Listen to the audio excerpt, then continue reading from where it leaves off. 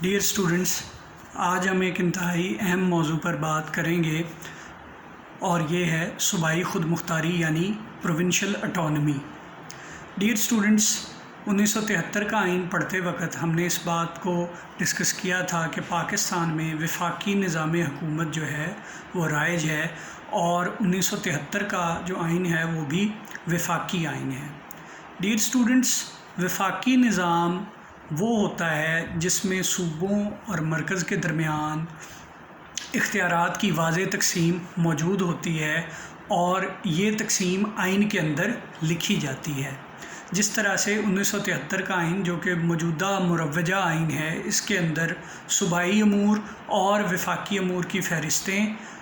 جو ہے وہ بیان کی گئی ہیں۔ اس کے علاوہ مشترکہ امور کی فہرست بھی جو ہے وہ موجود ہے۔ ڈیئر اسٹوڈنٹس، تاریخ میں اگر ہم دیکھیں تو 1947 سے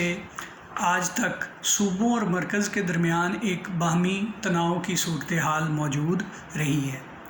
صوبوں کا یہ اعتراض رہا ہے کہ مرکز کی جانب سے ان کے اختیارات کو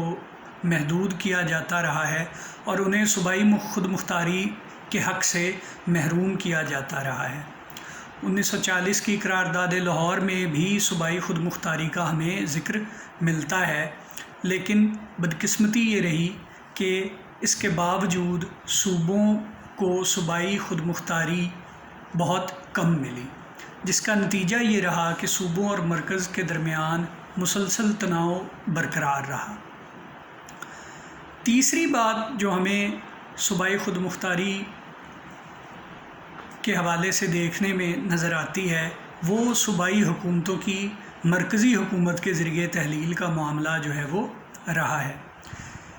ڈیئر اسٹوڈنٹس، پاکستان کے دو صوبوں خیبر پختونخوا اور بلوچستان کی حکومتوں کو مرکزی حکومت کی جانب سے تحلیل یا ڈیزالو کیا گیا اور ان حکومتوں کو قبل از وقت جو ہے وہ تحلیل کر دیا گیا۔ اس کا نتیجہ یہ ہوا کہ مرکز اور صوبوں کے درمیان مزید تناؤ جو ہے وہ پیدا ہوا اور پاکستانی تاریخ پر مختلف مبصرین کا یہ تبصرہ رہا ہے کہ مشرقی پاکستان کے علیحدہ ہونے کی بھی بنیادی وجہ صوبائی خود مختاری کا فقدان تھا۔ ان ساری چیزوں کو ذہن میں رکھتے ہوئے 1973 کے آئین کو وفاقی آئین جو ہے وہ بنایا گیا اور اس میں صوبائی اختیارات کی جو فہرست ہے اس کو وسعت دی گئی، لیکن پھر بھی بہت سارے اختیارات جو ہے وہ صوبوں کے پاس موجود رہے۔ اس سلسلے میں 2010 میں ہونے والی 18ویں ترمیم نے پاکستانی آئین کو صحیح معنوں میں وفاقی آئین جو ہے وہ بنایا اور صوبائی خود مختاری کو جو ہے وہ بہت زیادہ بڑھاوا دیا۔ اس سلسلے میں 18ویں ترمیم نے قومی مالیاتی کمیشن، جسے انگریزی میں NFC ایوارڈ کہتے ہیں، جس کے تحت صوبوں کو ملکی آمدنی میں جو ٹیکس کے ذریعے اکٹھی ہوتی ہے اس میں واضح طور پر ان کا حصہ جو ہے وہ مقرر کیا گیا۔ اس کے علاوہ مشترکہ مفادات کونسل یعنی کونسل آف کامن انٹرسٹ، جسے ہم انگریزی میں کہتے ہیں CCI، اسے جو ہے وہ تشکیل دیا گیا۔ اس اہم کونسل کا مقصد صوبوں اور مرکز کے درمیان کسی بھی تنازع کو حل کرنا ہے، یعنی اگر صوبے اور مرکز کے درمیان کسی بات پر تناؤ ہو جاتا ہے تو وہ مشترکہ مفادات کونسل حل کرتی ہے۔ اسی طرح صوبوں، ایک سے زیادہ صوبوں کے درمیان بھی اگر کوئی مسئلہ پیدا ہو جائے تو اس تنازع کو حل کرنے کے لیے بھی مشترکہ مفادات کونسل کو جو ہے وہ استعمال کیا جاتا ہے۔ تو اس طرح سے 18ویں ترمیم نے صوبوں اور مرکز کے درمیان اور بین الصوبائی جو رابطے ہیں ان کو مؤثر بنانے میں انتہائی اہم کردار ادا کیا ہے۔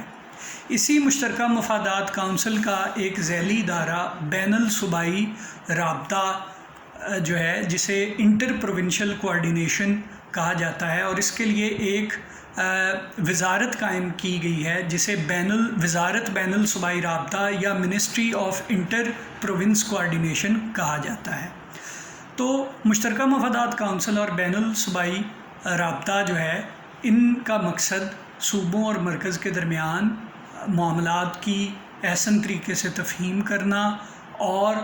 کسی تنازع سے بچنے کے لیے ٹیبل پر بیٹھ کر معاملات کو حل کرنا شامل ہے۔ ڈیئر اسٹوڈنٹس، صوبائی خود مختاری انتہائی اہمیت کا حامل ایک موضوع ہے اور 18ویں ترمیم نے اس کا بہت مؤثر طریقے سے اہتمام کیا ہے۔